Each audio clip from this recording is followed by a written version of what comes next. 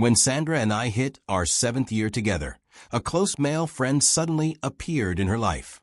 They talked about everything, laughed easily, and shared a kind of effortless rapport that I couldn't help noticing. Every night, she would hand-make 2 desserts, one for me, and one she'd take to him. Still, there was never anything clearly inappropriate, just closeness. Until the day he asked her, "If I had met you first, would you have married me?" Sandra didn't answer him. She just smashed the vase I had given her.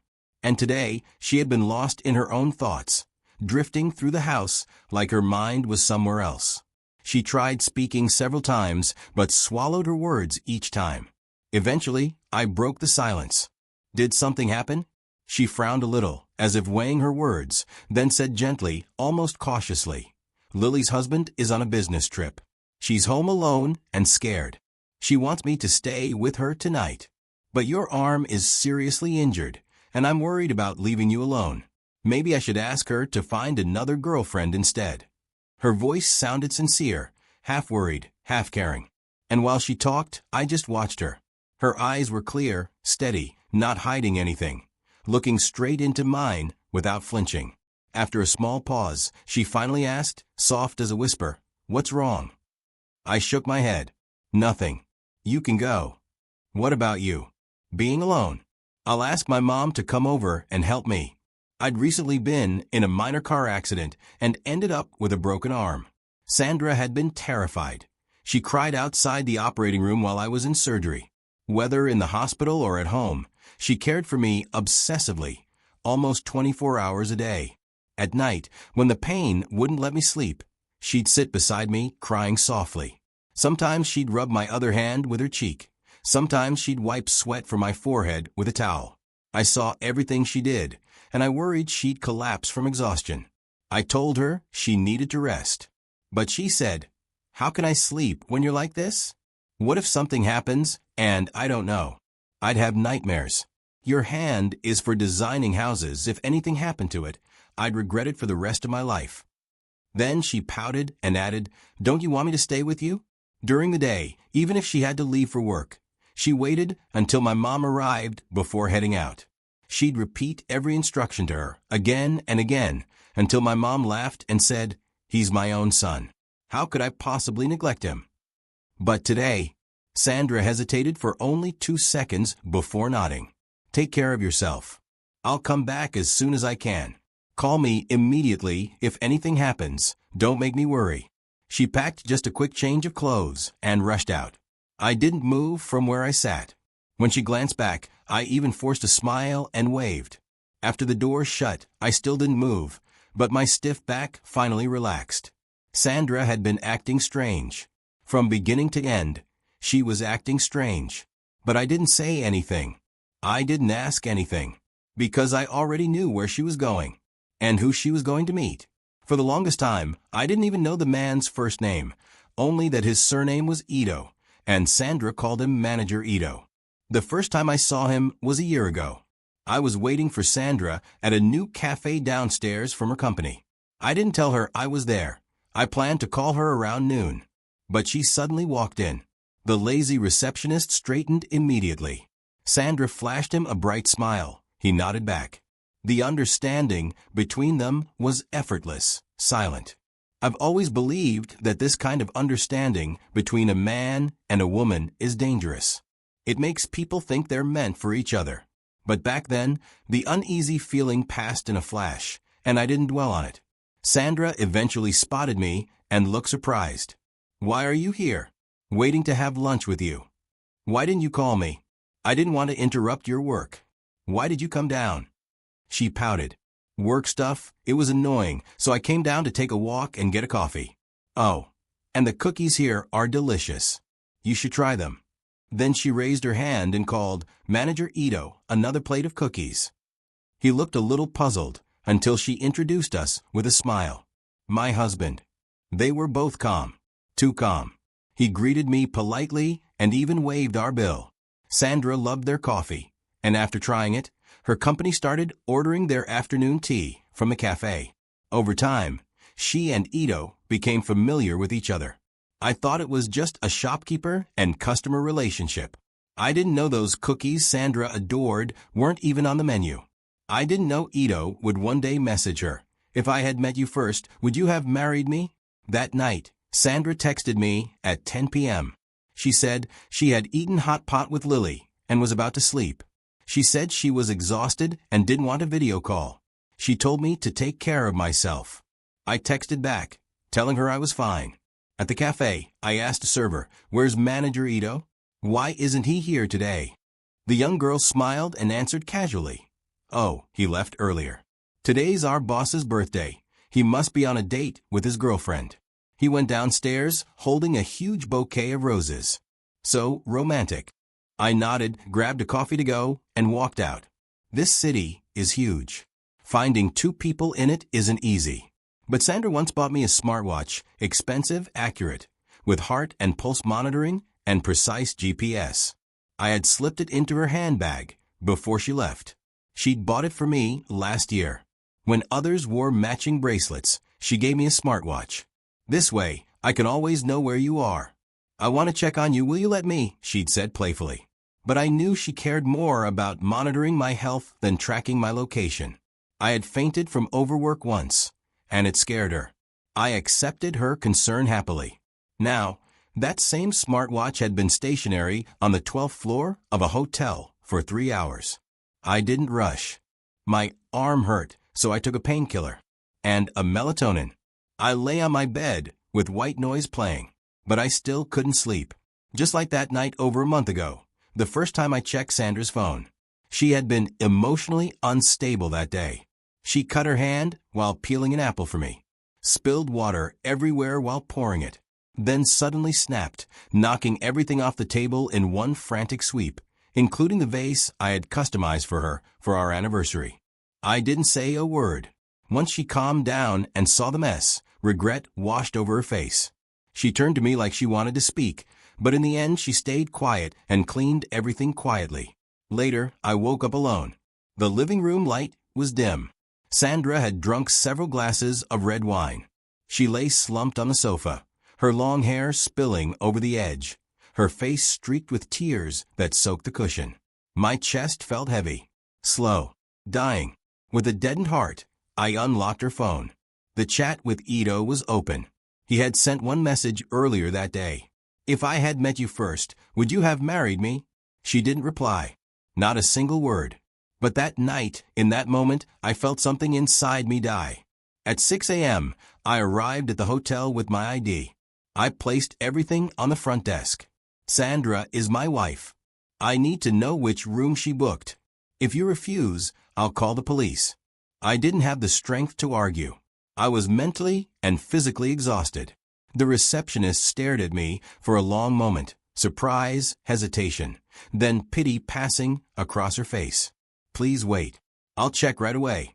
She gave me the room number and asked if I needed help. I smiled and said no. I went upstairs. I didn't wait long.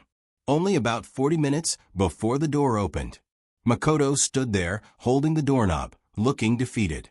Behind him, a slender hand rested lightly on his arm. A soft voice said, "Makoto, thank you. But I'm sorry. We really can't do this." "Thank you? Sorry?" It felt like codes only the two of them understood. Makoto's face twisted with sadness.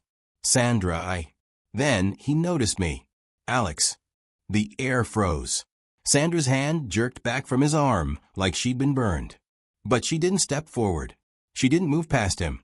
I asked quietly, "Are you not leaving?" "Alex." Sandra's voice trembled. Her face was pale. So was mine. The hand behind my back was shaking uncontrollably. I thought I was prepared, that I could handle this. But when faced with the reality, my strength vanished. Somehow I managed to say, "Where's the car?" "In the underground parking lot," she whispered. "Let's go." My arm in the sling hit the wall by accident, sending pain shooting through me. I gasped. "Alex." Sandra rushed to support me.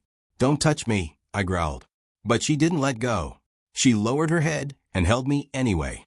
I raised my good hand to push her away, and suddenly Makoto stepped forward, pulling her behind him.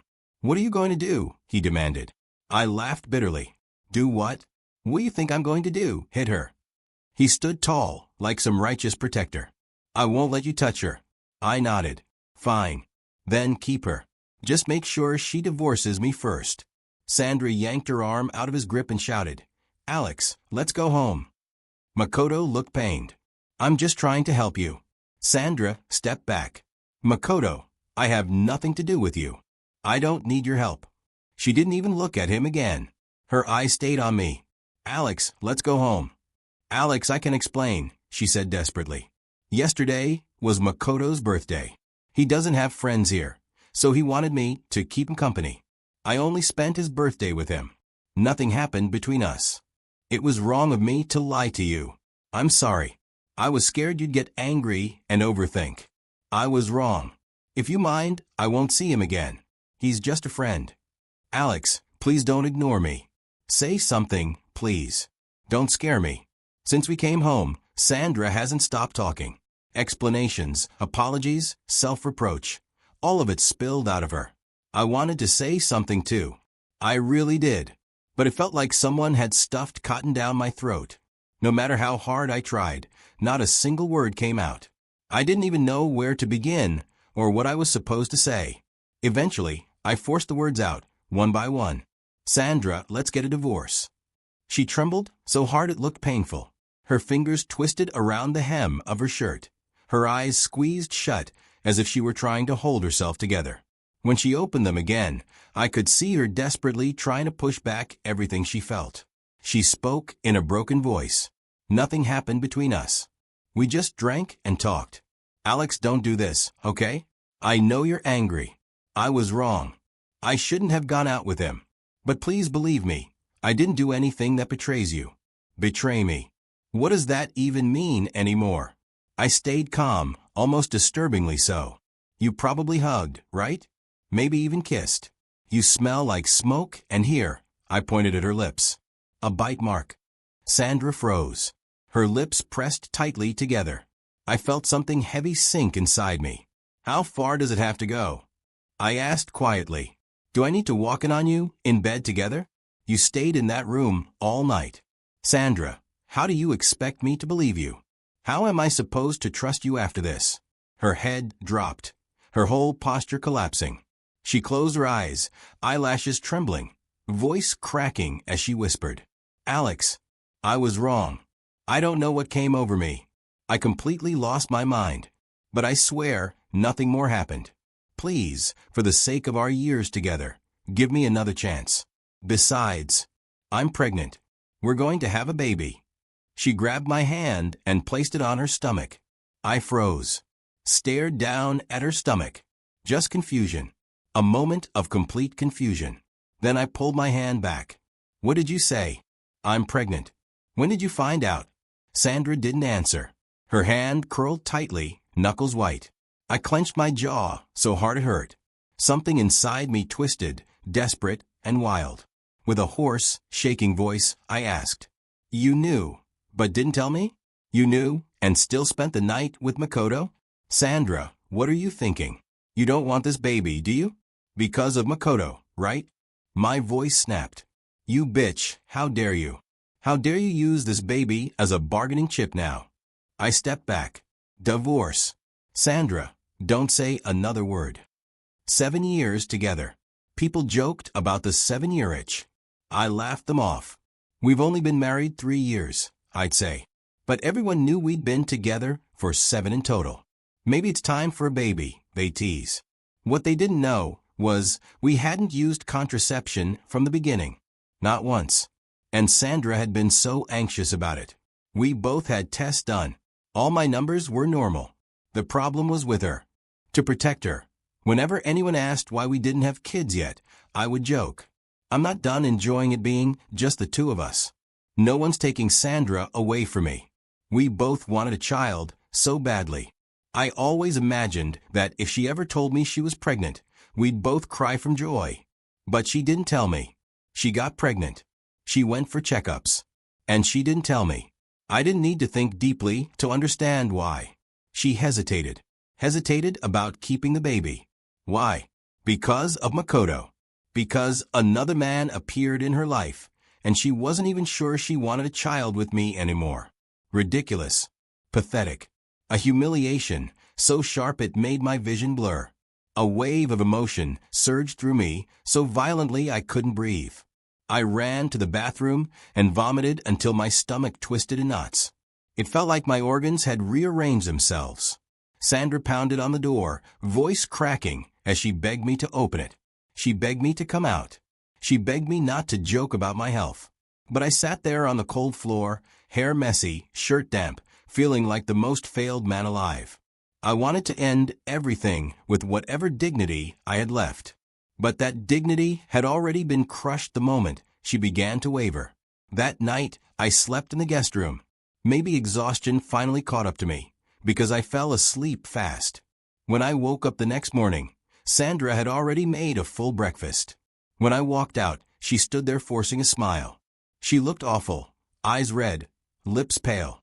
Normally the sight would have cut me open with worry. But now my heart felt like a dead pond. Alex, eat something. I looked at her without emotion. Sandra, let's talk. She stood there a long moment before finally nodding. Okay. I spoke first. I gave you a chance. I even thought maybe things didn't have to get this far. Sandra blinked, confused. She didn't understand. I let out a humorless laugh. That day Makoto asked you, if I had met you first, would you have married me? Just that one sentence made you break down, smashing the vase, crying hysterically. When you passed out drunk on the sofa that night, I looked at your phone. I had always believed checking a partner's phone was a boundary you shouldn't cross. Once you cross it, trust is gone. If there's no trust left between two people, what's even the point? But despite believing that, I still did it. Sandra stiffened.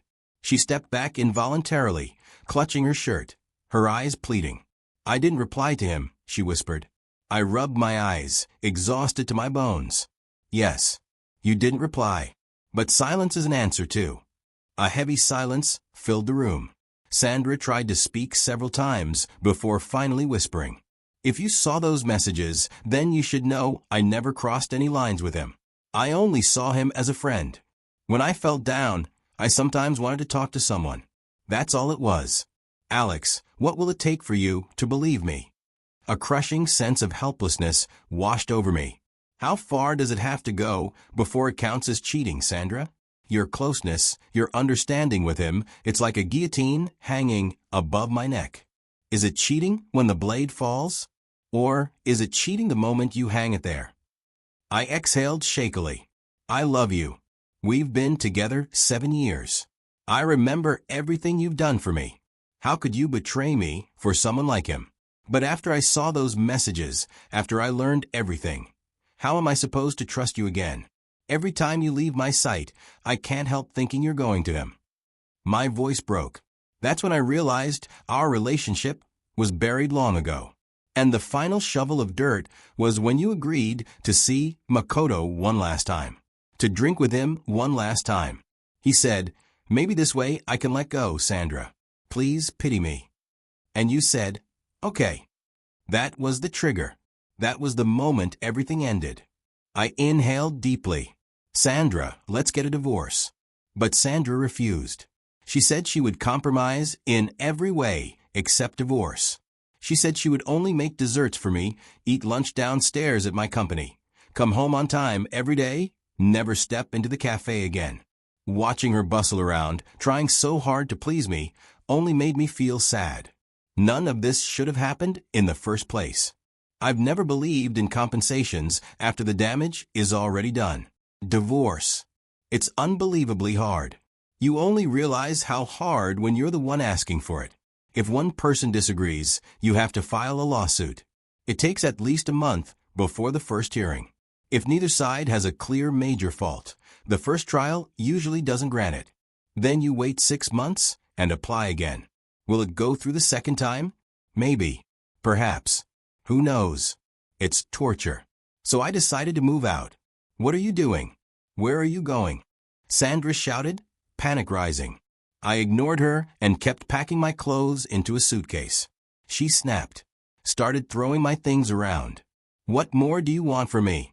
I've already admitted everything. Admitted my mistakes, apologized, promised there won't be a next time. Why won't you forgive me? Am I really that unforgivable? Alex, I'm begging you, can't we be okay again? The clothes in my hands wrinkled under my tightening grip. Then I threw them onto the floor, hard.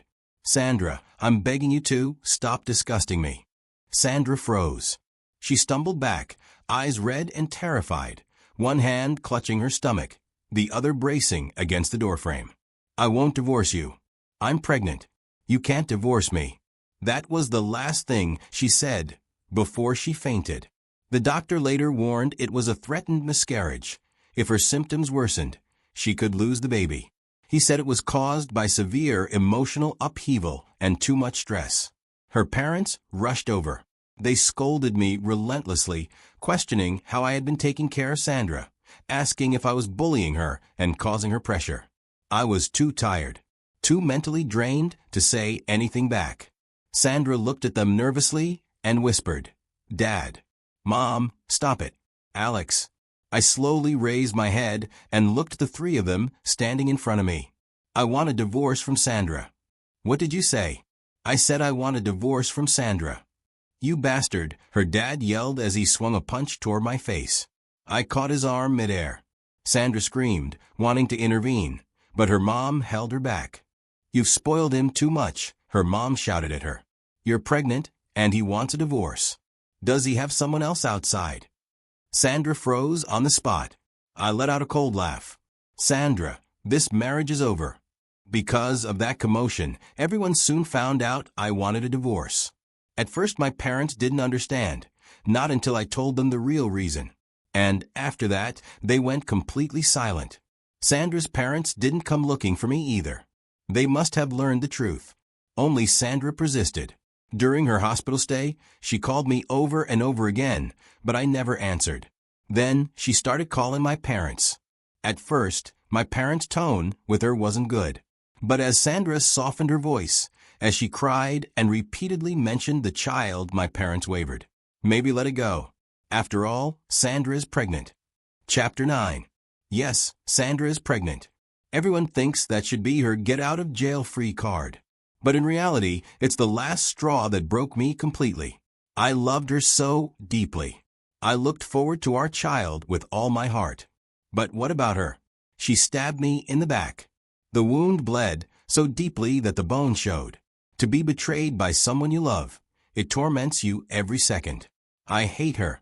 I no longer trust her. How can I spend the rest of my life with her? Do I have to wait until the marriage rots to the core before ending it? Sandra stayed in the hospital for 15 days. Makoto visited once. He brought a fruit basket and flowers, saying he was just checking on her. But for the first time, Sandra looked at him with coldness.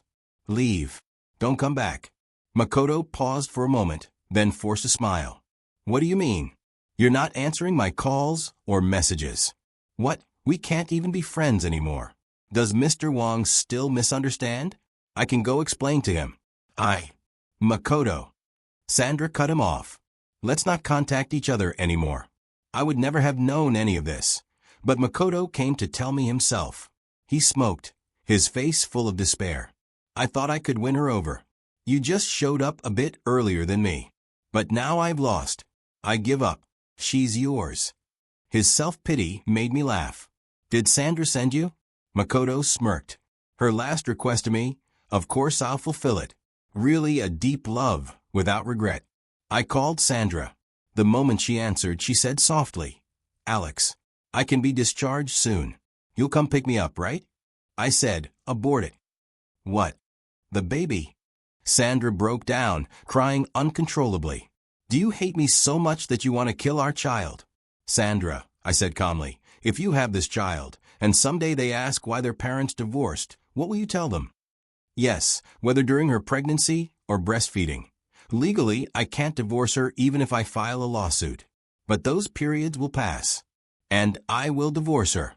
Sandra sobbed. Why? I've already apologized to you.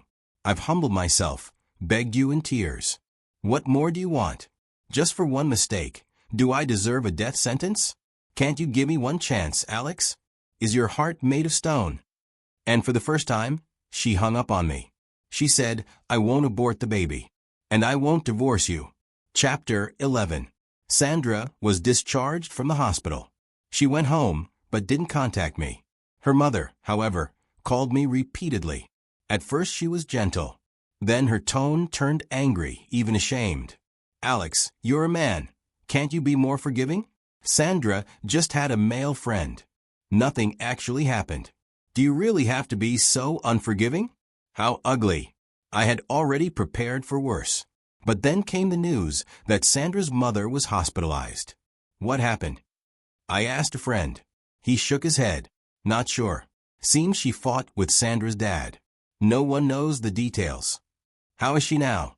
She's awake, but crying and screaming, saying she wants to die. I let out a small breath, relieved she was awake. My mom asked, "Aren't you going to visit?" I kept working, barely looking up. No. Since I've decided to part ways, there's no point giving false hope. It's strange. It's like people grow up overnight. At first I thought Sandra's betrayal would break me, that I would want to die, that the pain would be unbearable. But as time passed, the hurt dulled. I started facing the reality. Our marriage had failed. I didn't plan on visiting Sandra's mother, but she called me, saying she wanted to see me. "I don't mean anything else, Alex. I just have some things I want to say." Her voice was weak, hoarse. It made me hesitate. In the end I went. In just a few days, Sandra's mother looked worn down. And Sandra, she had lost so much weight, she looked like she could collapse at any moment, lost, helpless, drowning in pain. She whispered, "Alex, thank you. Thank you for coming to see my mom." I gave her a small nod and walked into the room. I learned the truth. Sandra's father had cheated. More accurately, he'd found someone he called his true love, and he wanted a divorce. And that true love was just 2 years younger than Sandra. He said he has never felt so in sync with anyone. They eat together, fish together, travel together. He says he feels alive again. Her mother's voice shook. He said he sacrificed his whole life for this family. So why can't he live for himself just once? That he only feels responsibility toward me. That this family hold him back. How dare he? Has he forgotten my sacrifices? How can he erase years of marriage with a few words? She grew more and more agitated. He's cheating, yet he talks like it's noble. I won't let them be together. I'd rather die than let that happen. If he wants to divorce me and be with her, no way. Sandra's mother grabbed my hand, trembling. "Alex, you understand me, right? You know what I'm going through. Only you know, he's driving me to death." And at that moment, everything became clear. People don't understand pain until it happens to them. Before, she brushed off Sandra's mistake like it was nothing. Told me I was being petty. Told me to forgive. But now that she was the betrayed one, it was suddenly unbearable. It was suddenly life-ruining. I didn't comfort her, nor did I attack her. When she finished talking, I gently pulled my hand away. Facing her hopeful, desperate expression, I said flatly, "Rest well. I have things to do, so I'll leave now." "Alex." When I stepped out, Sandra was standing outside. Her eyes were full of longing. "Can we talk?" "Talk? Talk about what?" Even with the divorce, all I wanted was to resolve it, not discuss it endlessly. "I have 2 questions for you." She waited quietly. "First, if your dad didn't mention divorce, but had a close female friend, would you empathize with him or feel sorry for your mom? Second, your dad's close relationship with this woman didn't just start. Why did he bring up divorce now?" I said what I needed to say. Ignoring Sandra's trembling emotions, I walked away. Chapter 13. Sandra's father was determined. He was willing to walk away with nothing, just to get divorced. Everyone was stunned.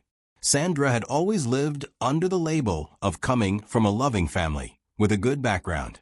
She had never faced real hardship. She admired her father deeply, depended on him.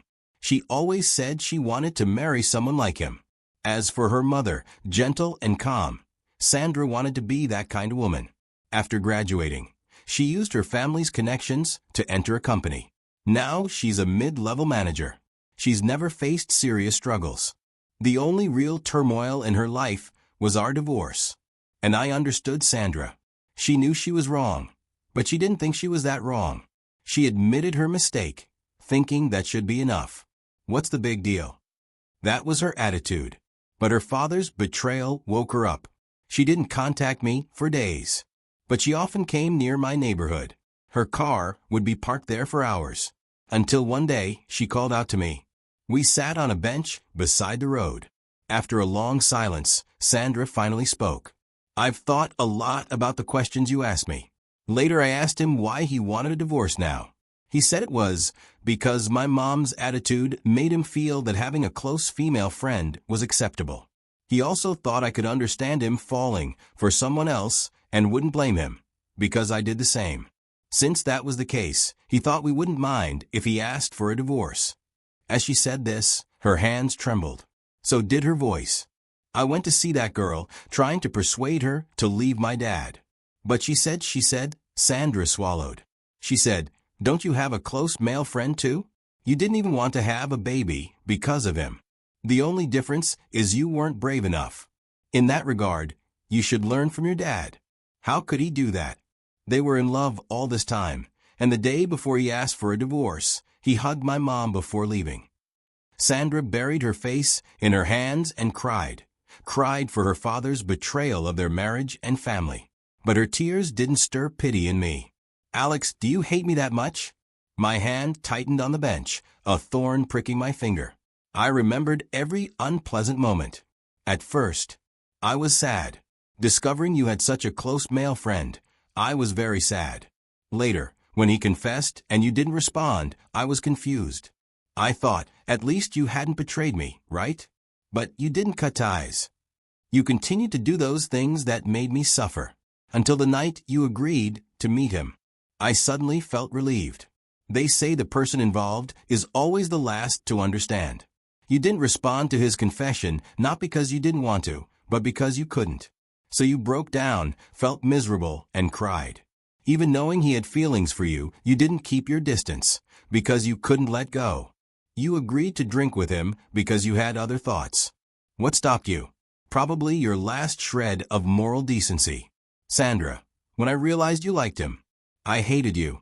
Sandra looked at me with pain in her eyes. But strangely, I felt a sense of relief. But all that is in the past. Hatred is too intense. It hurts others and it hurts yourself. It's unnecessary. Sandra, if you really feel sorry for me, then decisively agree to the divorce and leave both of us some dignity. At the end of our conversation, Sandra wiped away her tears. Do you have time tomorrow? Accompany me for the abortion. Just consider it the last time you'll be with me. Sandra and I divorced on a sunny morning. She asked, can we still be friends after the divorce? I shook my head. Let's not. We both need to start over. Sandra wanted to smile, but in the end she cried. Alex, I'm sorry. I accepted those 3 words calmly. I turned and left without looking back. Sandra's parents were still causing a scene. I heard her father had already set up a home elsewhere. Her mother argued and cursed every day, but nothing could change her father's determination. So she started blaming Sandra, saying it was Sandra who set the example, who influenced her father. One dramatic scene after another. I didn't need to see any of it myself. Countless people related to me. At first, I still ran into Sandra occasionally, but less and less over time. Because her mother's antics affected both her father's career and Sandra's own job to varying degrees. Some people sighed, some ridiculed, some simply watched the drama unfold. Even my mom couldn't help saying, it's a good thing you got out of that mess early, otherwise we would have been affected too. What's wrong with that family? I said nothing to that. Later, I ran into Makoto once. He had a new relationship. He apologized to me, talked about his foolish past, and how he'd moved on now. His face was full of relief, as if he wanted to laugh off all grudges. It felt ridiculous to me. Are you really apologizing? Or are you just seeking some psychological comfort, Mr. Ito? I have no obligation to make you feel better. Because you truly destroyed my marriage and my family. This guilt is yours to bear. All I needed to do was cut away the dead weight and move on. I had my work and my family. A failed marriage could only hurt me for a while, but it would never make me suffer for life. The key was moving on in time. Chapter 15. Sandra's perspective. The first time Sandra met Makoto was shortly after his cafe opened. To deliver food on time, he asked Sandra to let him use the company's internal elevator. Sandra agreed. Later she wondered, would she have agreed if it were anyone else? Probably not. Because Makoto caught her eye. One glance, and she couldn't forget him.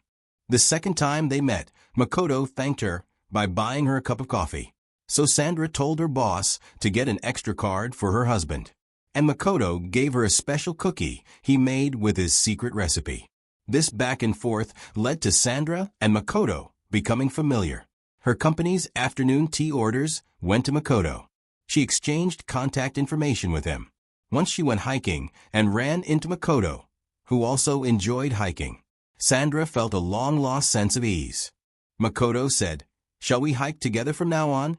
Sandra smiled but didn't agree. She felt it wasn't right. But eventually she agreed because they met again at a concert. A concert Alex was supposed to go to with her, but he canceled for work. Sandra didn't say it, but she was disappointed. Makoto's presence filled that disappointment. They found they had so many similar interests. Such compatibility fascinated Sandra. In casual conversation, she mentioned she made desserts for Alex every day. Makoto was envious. "If a woman made me desserts every day, I'd love her to death." Sandra's heart raced.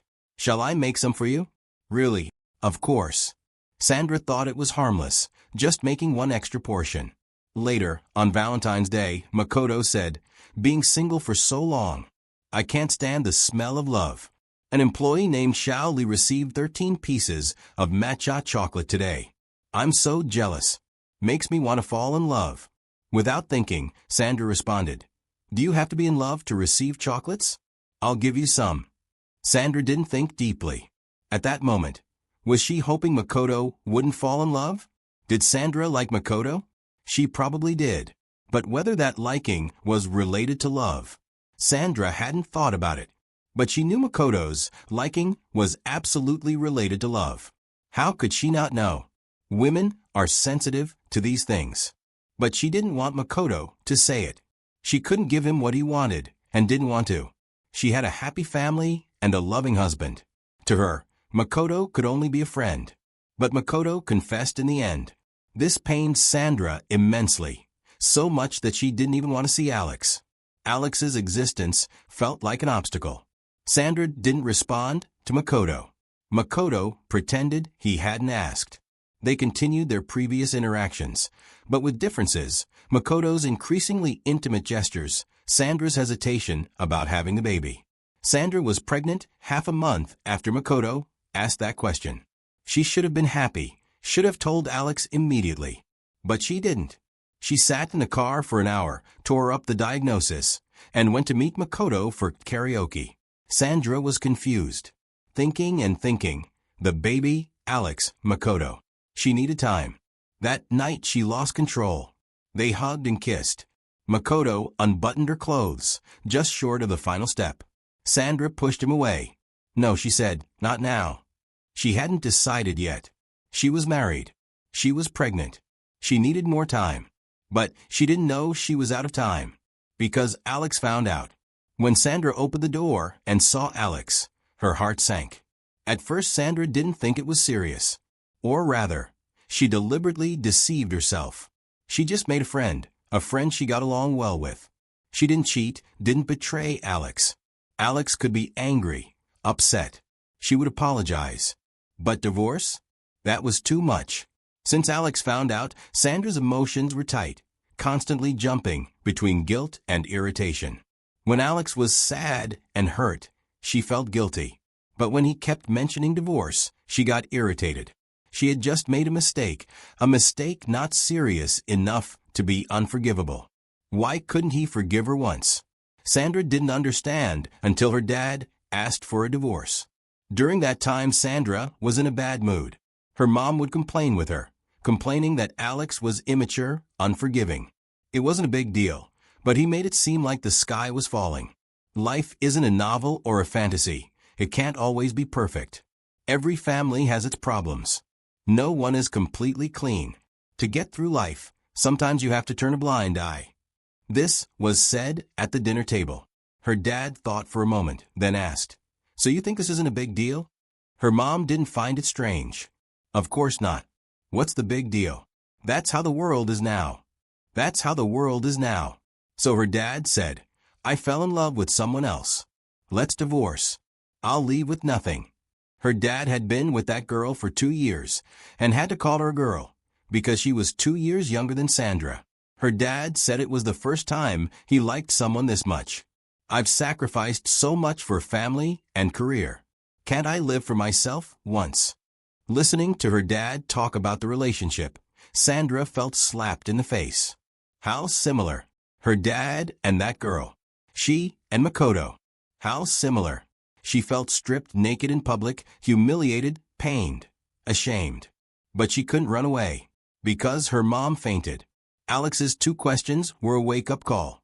If your dad hadn't mentioned divorce but had a close female friend, would you empathize with your dad or feel sorry for your mom? Your dad's relationship with that woman didn't start yesterday. Why did he mention divorce now? Sandra finally understood. You only feel the pain when the knife is in your own flesh. What made her decide on divorce was her mom's hysterical outburst. "You're just like your dad." The same excuses for cheating.